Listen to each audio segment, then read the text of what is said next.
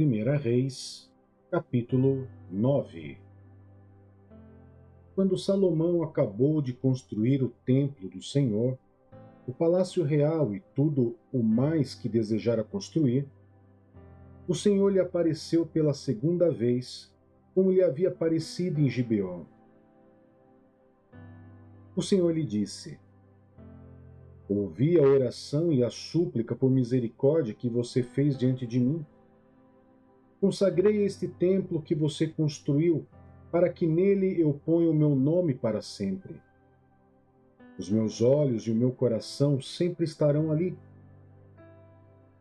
Se você andar diante de mim com integridade de coração e com retidão, como fez Davi, o seu pai, e se fizer tudo o que ordeno a você, obedecendo aos meus estatutos e às minhas ordenanças, firmarei para sempre o trono do seu reinado sobre Israel, conforme prometi a Davi, o seu pai, quando eu lhe disse: Nunca faltará um descendente seu que lhe suceda no trono de Israel.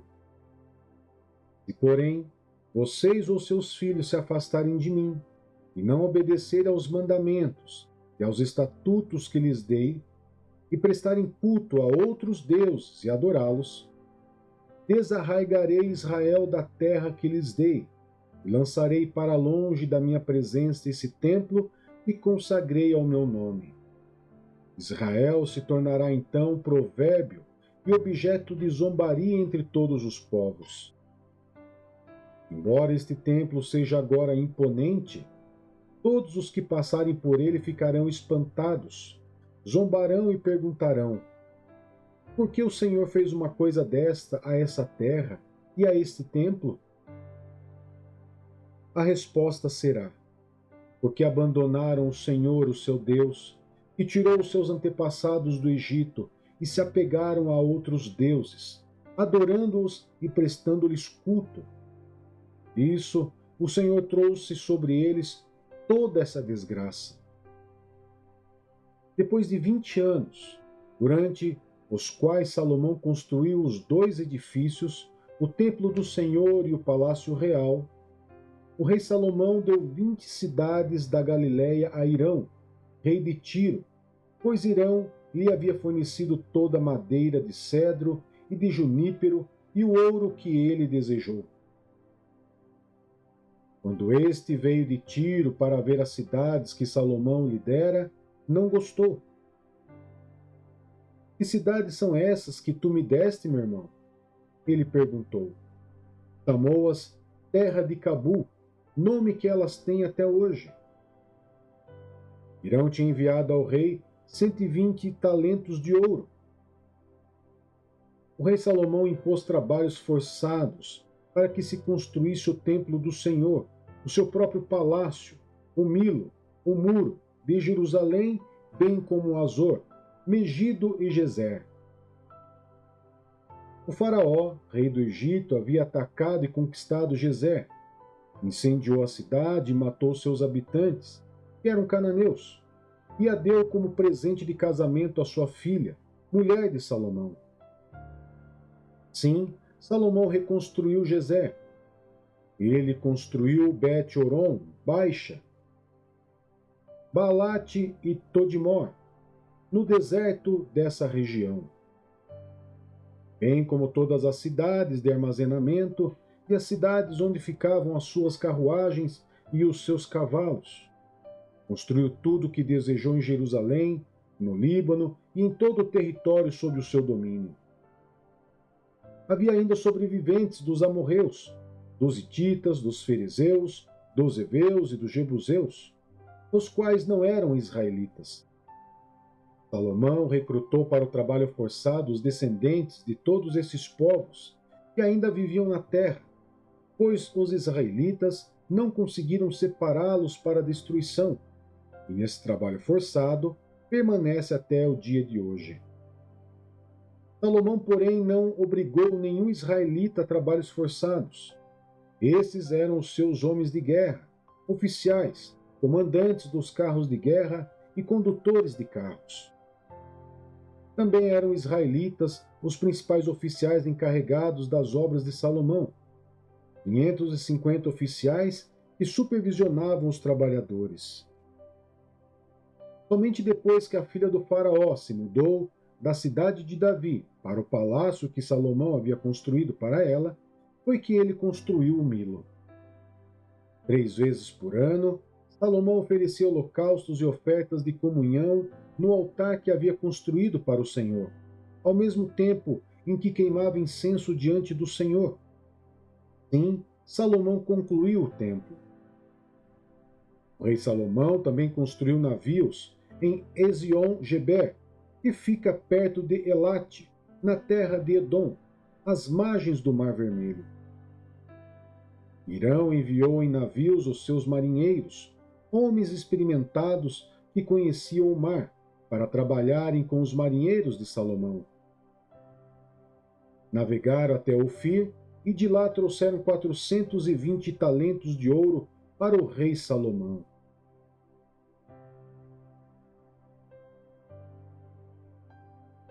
Ezequiel, capítulo 40. No 25º ano do exílio, no início do ano, no 10º dia do mês, no 14º ano, depois da queda da cidade, nesse exato dia, a mão do Senhor esteve sobre mim, e ele me levou para lá. Em visões de Deus, ele me levou à terra de Israel, e me pôs sobre um monte muito alto, sobre o qual, no lado sul, havia uma estrutura semelhante a uma cidade. Ele me levou para lá, e eu vi um homem que parecia de bronze. Ele estava em pé junto à entrada, tendo na mão uma corda de linho e uma vara de medir.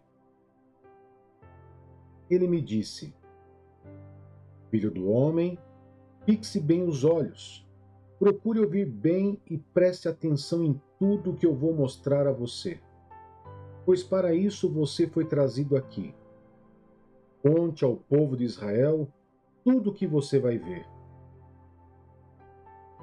Vi um muro que cercava completamente a área do templo. O comprimento da vara de medir na mão do homem era de 6 medidas longas, cada uma com um côvado longo. Ele mediu o muro e tinha uma vara de espessura e uma vara de altura. Depois, ele foi até a porta que dá para o leste, subiu pelos seus degraus e mediu a soleira da porta, que tinha uma vara de extensão. As salas dos guardas tinham uma vara de comprimento por uma vara de largura, e as paredes entre elas tinham 5 côvados de espessura. A soleira da porta, junto ao pórtico, diante do templo, tinha uma vara de extensão. Depois, ele mediu o pórtico diante do templo, e tinha 8 côvados de extensão, e os seus pilares tinham 2 côvados de espessura. O pórtico estava voltado para o templo. Da porta leste para dentro havia 3 salas de cada lado. As 3 tinham as mesmas medidas, e as faces dos pilares de cada lado tinham as mesmas medidas. A seguir, ele mediu a largura da porta, a entrada, era de 10 côvados, e o seu comprimento de 13 côvados. Diante de cada sala havia um muro de 1 côvado de altura, e os nichos eram quadrados, 6 côvados em cada lado. Depois, ele mediu a entrada desde o alto da parede do fundo de uma sala até o alto da sala oposta. A distância era de 25 côvados, de uma entrada até a entrada oposta. Mediu os pilares, que possuíam 60 côvados. Além disso, mediu até o pilar do pátio, a porta e os seus arredores. A distância desde a entrada da porta até a extremidade do seu pórtico era de 50 côvados. As salas e os pilares dentro da entrada eram guarnecidos de estreitas aberturas com parapeito ao redor, como pórtico, As aberturas que os circuncidavam davam para a parte interna. As faces dos pilares eram decoradas com palmeiras. Depois ele me levou ao pátio externo. Ali eu vi alguns quartos e um piso que havia sido construído ao redor de todo o pátio. Nele havia 30 quartos ao longo de todo o piso. Este era adjacente às laterais das entradas, e a sua largura era igual ao comprimento. Esse era o piso inferior.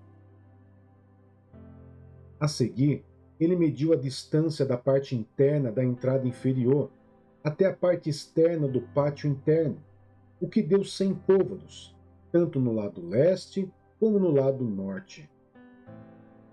Depois, mediu o comprimento e a largura da porta que dá para o norte e para o pátio externo. Os seus compartimentos, 3 de cada lado, os seus pilares e o seu pórtico tinham as mesmas medidas dos compartimentos da primeira porta. Tinham 50 côvados de comprimento por 25 côvados de largura. As suas aberturas, o seu pórtico e a sua decoração com palmeiras tinham as mesmas medidas que as da porta que dava para o leste. 7 degraus subiam até ela, e o seu pórtico ficava em frente deles. Havia uma porta que abria o pátio interno, que dava para a porta norte, como também uma que dava para a porta leste. Ele mediu de uma porta a que lhe ficava oposta. Eram 100 côvados. Depois, ele me levou para o lado sul, e eu vi uma porta que dava para o sul. Ele mediu os seus pilares e o seu pórtico, e eles tinham as mesmas medidas das outras portas. A entrada e o pórtico tinham aberturas estreitas ao redor, como as aberturas das outras. Tinham 50 côvados de comprimento por 25 côvados de largura. 7 degraus subiam até ela, e o seu pórtico ficava em frente deles. Havia uma decoração de palmeiras nas faces dos pilares em cada lado. O pátio interno também tinha uma porta que dava para o sul, e ele mediu desde essa porta até a porta externa no lado sul. Eram 100 côvados. A seguir, ele me levou ao pátio interno pela porta sul e mediu a porta sul. As suas medidas eram iguais às outras. As suas salas, os seus pilares e o seu pórtico tinham as mesmas medidas dos outros. Cada e o seu pórtico tinham aberturas ao redor. Tinham 50 côvados de comprimento por 25 côvados de largura. Pórticos das entradas ao redor do pátio interno tinham 25 côvados de largura por 5 côvados de extensão. O seu pórtico dava para o pátio externo. Palmeiras decoravam os seus pilares, e 8 degraus subiam até a porta. Depois, ele me levou ao pátio interno no lado leste e mediu a entrada. Suas medidas eram iguais às outras. As suas salas, os seus pilares e o seu pórtico tinham as mesmas medidas dos outros. O medido e o seu pórtico tinham aberturas ao redor. Tinham 50 côvados de comprimento por 25 côvados de largura. Seu pórtico dava para o pátio externo. Palmeiras decoravam os pilares em cada lado, e 8 degraus subiam até a porta. Depois, ele me levou à porta norte e a mediu. As suas medidas eram iguais às outras, como também as medidas das suas salas, dos seus pilares e do seu pórtico, e tinha aberturas ao redor. Tinha 50 côvados de comprimento por 25 côvados de largura. Seu pórtico dava para o pátio externo. Palmeiras decoravam os pilares em cada lado, e 8 degraus subiam até a porta. O quarto com sua entrada ficava junto do pórtico de cada uma das entradas internas, onde os holocaustos eram lavados. No pórtico da entrada havia 2 mesas de cada lado, nas quais os holocaustos, as ofertas pelo pecado e as ofertas pela culpa eram abatidos. Junto à parede externa do pórtico da entrada, perto dos degraus da porta norte, ficavam 2 mesas. Do outro lado dos degraus haviam 2 mesas. Havia, pois, 4 mesas em um lado da entrada e 4 mesas no outro, nas quais os sacrifícios eram abatidos. Eram 8 mesas ao todo. Também havia 4 mesas de pedra lavrada para os holocaustos, cada uma com um côvado e meio de comprimento e de largura por um côvado de altura. Nelas colocavam-se os utensílios para o abate dos holocaustos e dos outros sacrifícios. Ganchos de 2 pontas, cada um com um palmo de comprimento, estavam presos à parede ao seu redor. Mesas destinavam-se à carne das ofertas. Dentro do pátio interno havia 2 quartos antes da porta interna. Um ficava ao lado da porta norte, que dava para o sul, outro ao lado da porta sul, que dava para o norte. Ele me disse: o quarto que dá para o sul é para os sacerdotes encarregados do templo, e o quarto que dá para o norte é para os sacerdotes encarregados do altar. São eles os filhos de Zadok, os únicos levitas que podem se aproximar do Senhor para ministrar diante dele. Depois, ele mediu o pátio. Era quadrado, com 100 côvados de comprimento por 100 de largura. O altar ficava em frente do templo. A seguir, levou-me ao pórtico do templo e mediu os seus pilares. Eles tinham 5 côvados de largura em ambos os lados. A largura da entrada era de 14 côvados. Seus pilares tinham 3 côvados de largura em cada lado. O pórtico tinha 20 côvados de largura por 12 côvados da frente aos fundos. Um lance de escadas dava acesso a ele, e havia 3 colunas em cada lado dos pilares.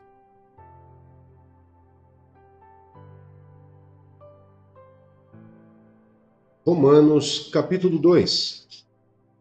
O justo juízo de Deus. Portanto, você que julga os outros é indesculpável, pois está condenando a si mesmo naquilo em que julga, visto que você que julga pratica as mesmas coisas, sabendo que o juízo de Deus contra os que praticam tais coisas é conforme a verdade. Assim, quando você, um simples homem, os julga, mas pratica as mesmas coisas, pensa que escapará do juízo de Deus? Ou será que você despreza as riquezas da sua bondade, tolerância e paciência, não reconhecendo que a bondade de Deus o leva ao arrependimento? Contudo, por causa da sua teimosia e do seu coração obstinado, você está acumulando ira contra si mesmo, para o dia da ira de Deus, quando se revelará o seu justo julgamento. Deus retribuirá a cada um conforme o seu procedimento. Ele dará vida eterna aos que, persistindo em fazer o bem, buscam glória, honra e imortalidade. Mas haverá ira e indignação para os que são egoístas, que rejeitam a verdade e seguem a injustiça.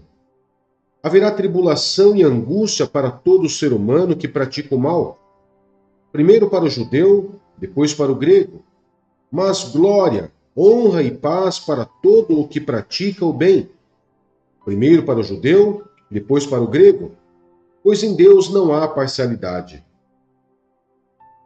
Todo aquele que pecar sem a lei também perecerá, e todo aquele que pecar sob a lei, pela lei será julgado. Porque não são os que ouvem a lei que são justos aos olhos de Deus, mas os que obedecem à lei. Estes serão declarados justos. De fato, quando os gentios, que não têm a lei, praticam naturalmente o que ela ordena, tornam-se lei para si mesmos, embora não possuam a lei, pois mostram que as exigências da lei estão gravadas em seu coração. Disso dão testemunho também a sua consciência e os pensamentos deles, ora acusando-os, ora defendendo-os. Isso tudo se verá no dia em que Deus julgar os segredos dos homens, mediante Jesus Cristo, conforme o declara o meu Evangelho. Os judeus e a lei.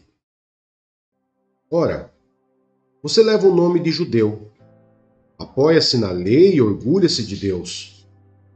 Você conhece a vontade de Deus e aprova o que é superior, porque é instruído pela lei. Você está convencido de que é guia de cegos, luz para os que estão em trevas, instrutor de insensatos, mestre de crianças, porque tem na lei a expressão do conhecimento e da verdade. Então, você que ensina os outros, não ensina a si mesmo? Você que prega contra o furto, furta? Você que diz que não se deve adulterar, adultera? Você que detesta ídolos, rouba-lhes os templos?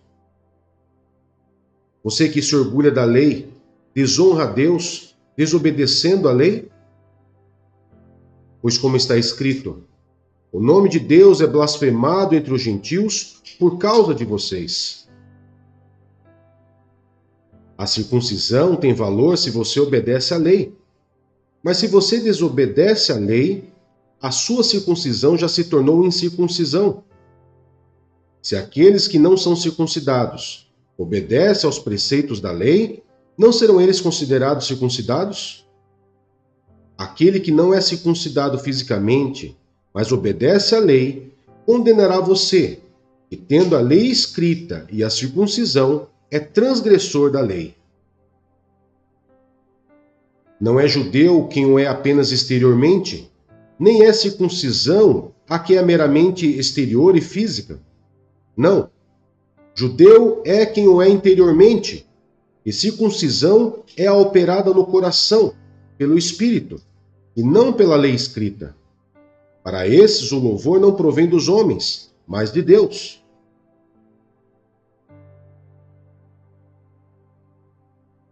Primeira Tessalonicenses, capítulo 1. Paulo, Silvano e Timóteo, a igreja dos Tessalonicenses, em Deus Pai e no Senhor Jesus Cristo.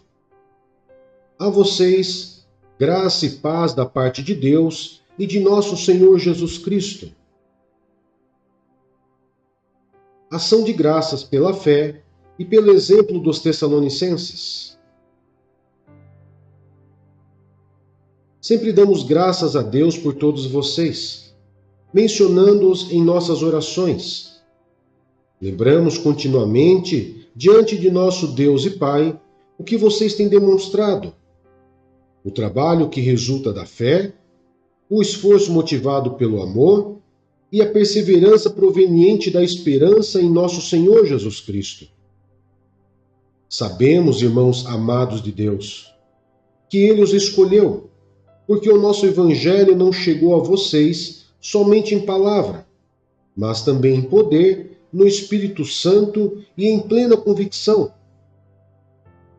Vocês sabem como procedemos entre vocês em seu favor. De fato, vocês se tornaram nossos imitadores e do Senhor, pois apesar de muito sofrimento, receberam a palavra com alegria que vem do Espírito Santo. Assim, tornaram-se modelo para todos os crentes que estão na Macedônia e na Acaia, porque partindo de vocês, propagou-se a mensagem do Senhor na Macedônia e na Acaia. Não somente isso, mas também por toda parte tornou-se conhecida a fé que vocês têm em Deus. O resultado é que não temos necessidade de dizer mais nada sobre isso, pois eles mesmos relatam de que maneira vocês nos receberam e como se voltaram para Deus, deixando os ídolos a fim de servir ao Deus vivo e verdadeiro e esperar dos céus seu Filho, a quem ressuscitou dos mortos, Jesus, que nos livra da ira que há de vir.